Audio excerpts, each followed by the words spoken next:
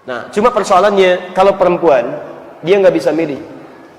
Maksud nggak bisa milih ini, dia nggak bisa menikah dengan sendirinya. Mesti ada yang menikahkan supaya bisa melindungi dia dalam kehidupannya. Ya, karena sifat perempuan kadang-kadang butuh perlindungan yang lebih dibandingkan dengan laki-laki. Waalaikumsalam warahmatullahi wabarakatuh. Ustaz, bagaimana hukumnya apabila menikah tanpa wali dari ayah kandungnya karena ayahnya sudah meninggalkan dia sejak kecil tapi masih ada sampai sekarang, cuman tidak mau untuk menjadi wali? Apakah diperbolehkan dengan wali hakim? Tapi boleh, iya. Dan fungsinya bukan cuma saat menikahkan, tapi sampai memberikan solusi kalau ada persoalan di rumah tangga. Dalilnya untuk perempuan ini ada di Quran surah kedua ayat 221, posisi paling kanan sebelah atas. Kemudian kalau ada persoalan, wali bertindak di Quran surah keempat An-Nisa ayat 35, posisi paling kiri di pertengahan. Saya bacakan ayatnya. Wala tankihul musyrikati hatta yu'minna. Jangan sampai ada laki-laki menikahi perempuan musyrik sampai dia mau beriman. Wala amatun mu'minatun khairun min musyrikatin walau a'jabatkum. Lebih baik Anda menikahi seorang perempuan muslimah yang wajahnya biasa-biasa tapi beriman dibandingkan perempuan cantik yang memukau tapi musyrik. Antum pilih mana? Menikah dengan perempuan musyrik tapi cantik atau perempuan beriman tapi wajahnya biasa saja? Pilih mana? Lebih baik yang cantik beriman gitu kan? Kalau pilihan seperti tadi. Tapi kalau pilihan seperti Quran sampaikan, nggak ada pilihan kecuali yang beriman. Nah, cuma persoalannya kalau perempuan dia nggak bisa milih. Maksud nggak bisa milih ini, dia nggak bisa menikah dengan sendirinya. Mesti ada yang menikahkan supaya bisa melindungi dia dalam kehidupannya. Ya, karena sifat perempuan kadang-kadang butuh perlindungan yang lebih dibandingkan dengan laki-laki. Baik teman-teman, maka kalimatnya berubah. Wala tunkihul musyrikina hatta yu'minu. Jangan pernah nikahkan anak perempuan Anda dengan laki-laki musyrik sampai dia mau beriman. Jangan pernah nikahkan. Dari redaksi ini kata para ulama disepakati bahwa harus ada fungsi wali bagi perempuan ketika dia mau menikah. Siapa wali ini? Adalah kerabat terdekat. Pertama dari ayahandanya yang mengandung, yang menjadi wali atau wali rahimnya, ya, ayah biologisnya. Kalau masih ada, ya, atau masih ada, dia punya kesanggupan. Tapi kalau sifat kesanggupannya istita'ah hilang dari dirinya, misal ayahnya masih ada, tapi nggak sanggup untuk menikahkan karena saking harunya misalnya. Sampai mengucapkan kalimat ijab dan qabul misal, ya, bisa jadi keliru. Ya, misal bapaknya Rahmat yang akan dinikahkan Asep misalnya kan, saking kelirunya, ya.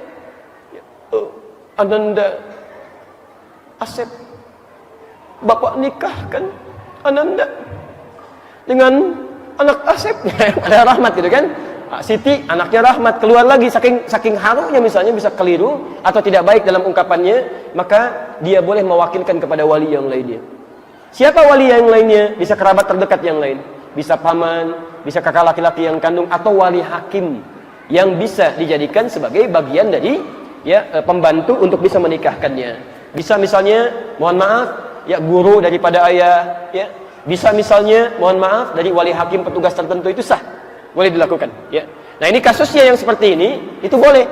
Jadi kalau sifatnya sudah masuk kepada waktu pernikahannya, kemudian ayahnya merasa tidak mau, ada tanggung jawab dari sejak kecilnya, sudah meninggalkannya, dan ayahnya berdosa dengan itu, sepanjang dia tidak mau bertobat kepada Allah Subhanahu wa Ta'ala. Saya berdoa kepada Allah supaya ayahnya dilembutkan hatinya, mau kembali kepada ketentuan Allah, dan bisa merajut kebaikan-kebaikan dalam keluarga yang tadi. Jadi hukumnya boleh, silahkan ambil wali yang lain sebagai wali hakim, dan dia tolong pilih wali hakim yang baik, yang bisa memberikan dukungan-dukungan dan saran-saran kebaikan dalam hidup. Teman-teman yang ikhwan, mohon ingat kata-kata ini, ya. Wali itu tugasnya bukan hanya menikahkan, tapi menjadi tempat untuk berkonsultasi ketika ada persoalan rumah tangga didapati. Bahkan ketika ada suasana yang luar biasa kerasnya sampai dimungkinkan terjadi perceraian, maka wali ini yang dijadikan rujukan untuk konsultasi. Ya, lihat, wa in khiftum shiqaqa bainihima fab'athu hakaman min ahli wa hakaman min ahliha. Jika Anda dikhawatirkan sifat di rumah tangga yang berat situasinya sampai terjadi perpecahan luar biasa, maka utuslah seorang wali yang dipercaya dari keluarga laki-laki atau perempuannya. Jadi intinya boleh itu dilakukan, dan silahkan berlangsung pernikahan, dan semoga Allah memberikan rahmat dan keberkahan dalam pernikahannya. Yang terakhir, mohon maaf saya harus berhenti pada yang ini, dan yang belum saya jawab insyaallah di kesempatan maghrib nanti saya sampaikan. Ustaz, bagaimana cara menasihati sahabat yang masih kerja di bank konvensional? Antum berdoa dulu kepada Allah sebelum menasihati. Minta kepada Allah supaya Allah lembutkan hatinya. Mohon kepada Allah, ya Allah, dia teman saya, sahabat saya di dunia, makan bersama, ya Allah, bertetangga sama-sama, hidup sama-sama, mohon di akhirat jangan pisahkan, ya Allah, lembutkan hatinya. berikan rezeki yang baik, berikan jalan ikhtiar. Setelah itu antum pelajari hukum-hukum bank konvensional. Lu datangi teman antum itu. Bagaimana cara berdakwahnya? Jangan dulu dengan nasihat. Quran surah 16 ayat 125. Ud'u ila sabili rabbika bil hikmah. Ajaklah orang-orang yang belum sejalan dengan jalan Tuhanmu dengan cara hikmah. Sampaikan dulu dengan kalimat bijak. Teman, kawan, fulan, saya begitu sayang dengan antum. Saya berdoa kepada Allah, mudah-mudahan kita bersatu sampai di dunia. Kalau antum butuh apapun dari saya, tolong sampaikan ya. Apa saja yang bisa saya bantu, saya akan berikan untuk antum. Khusus untuk Allah karena Allah Subhanahu wa taala. Kalau antum butuh sesuatu, sampaikan pada saya. Sepanjang saya bisa, saya akan berikan. Setiap malam saya berusaha bangun supaya kita disatukan di akhirat dan jangan dipisahkan. Pelan-pelan dulu. Kalau sudah masuk ke situ, saat dia sakit antum tengok, saat dia butuh antum berikan, antum punya sesuatu antum berikan kepadanya, lalu di akhir antum mulai sampaikan satu-satu. Teman, Masya Allah, ada materi bagus nih, ustadznya baik. Alangkah baiknya kita bertanya, jangan-jangan di dunia kita sama-sama, di akhirat kita terpisah. Ajak dia pelan-pelan, sampaikan dari orang lain dulu, kemudian antum mulai pelan-pelan sampaikan sampai dia sadar dengan apa yang dilakukan. Dengan izin Allah Subhanahu wa taala, insyaallah semua itu akan mengantarkan dia lebih baik mendekat kepada Allah Subhanahu wa taala. Kalau sudah seperti itu mudah, wal mau'izatul hasanah. Ya, kalau diskusi wajadilhum billati hiya ahsan. Antum punya argumentasi, antum mendoakan, antum memulai dengan cara yang baik, maka insyaallah akan selalu ada celah bagi dia untuk kembali mengingat Allah Subhanahu wa taala. Bismillahirrahmanirrahim. Ketakutan terbesar saya adalah bila saya dan keturunan yang wafat dalam keadaan tidak mendapat rahmat Allah Subhanahu wa taala. Nauzubillah. Taib. Karena walau semasa hidupnya beriman dan bertakwa kepada Allah, tapi kita tidak tahu bagaimana takdir kita di akhirat. Yang menentukan kita masuk surga, mendapat rahmat Allah atau bukan, itu Allah Subhanahu wa taala, bukan kita.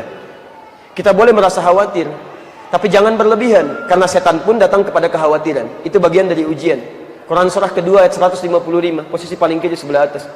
Walanabluwannakum bisyai', kami akan uji setiap yang hidup dengan berbagai ujian kehidupan. Minal khauf, pertama kali khawatir. Enggak ada manusia yang enggak khawatir.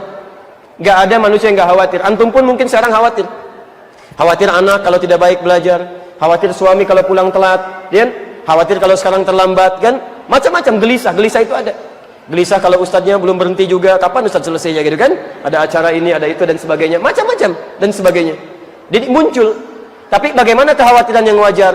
Nah, poinnya lihat sini. Benar, surga dan rahmat Allah ada dalam ketentuan Allah. Tapi Allah pun bikin aturan bagaimana itu didapatkan. Tugas antum hanya mengikuti aturan itu saja. Allah katakan sholat, antum sholat. Allah katakan berdoa, antum berdoa. Allah katakan taat, antum taat. Begitu antum ikuti aturan itu, berharap rahmat Allah, insya Allah Allah pun akan menurunkan rahmatnya seperti yang dijanjikan dalam Al-Quran dan hadis-hadis tadi. Jadi kalau antum ada perasaan seperti itu wajar, tapi jangan larut dalam hal yang demikian sehingga menjadikan anda salah dalam ibadah atau malas menunaikan hal-hal yang benar untuk dikerjakan. Tetap optimis, positif, dan cukup kerjakan ikhtiar dengan amal saleh.